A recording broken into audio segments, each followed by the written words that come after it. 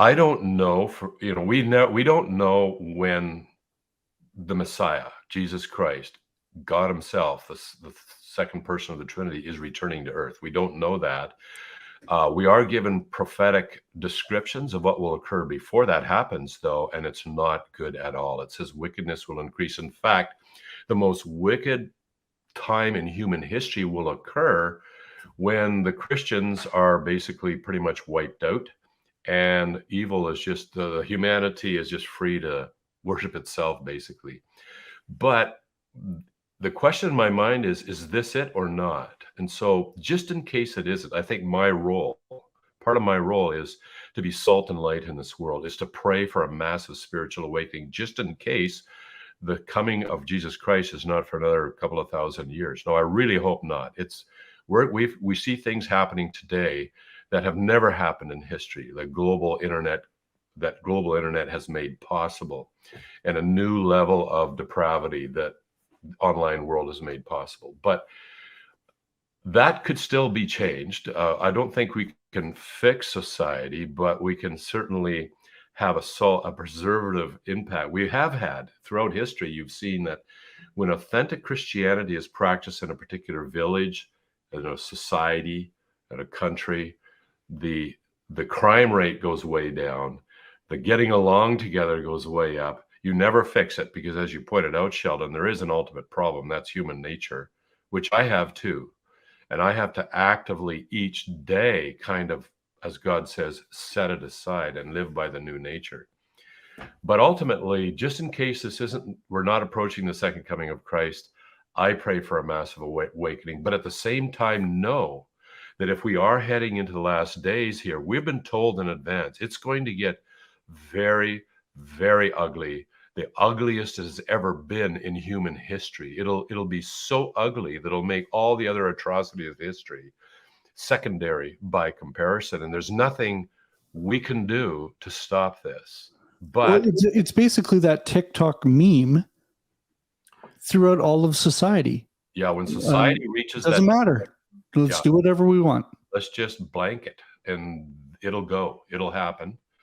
It's sad because one of the other differences I noticed today, just from reading survey results, is that a much larger portion of humanity today feels that the future does not look good. And I could totally sympathize. I mean, when you see, I agree. Depending on what you define as future. Well, even the media, we're forecasting, even in Canada, on our Canadian news here, massive food problems this winter because of what's going on in Europe.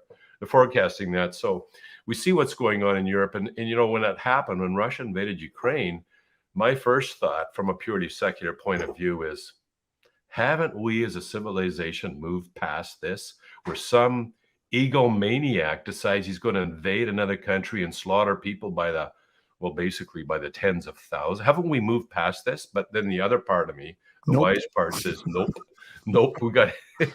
it's been prophesied this will continue on. Wars and rumors of wars, food shortages, outbreaks of plague near the end.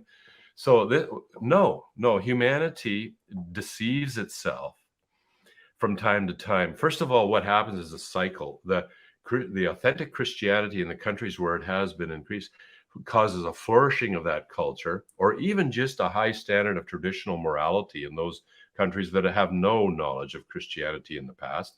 It causes a flourishing in that society, but then there's a tipping point where immorality and human nature take over, and then this collapse, and it goes up and down again. So that's the story. Is that not what we saw in Judges? Exactly. Where every person you have the state of, okay, we're in you have the good judge or good society for a while, then everyone does what they think is right in their own eyes. Yeah.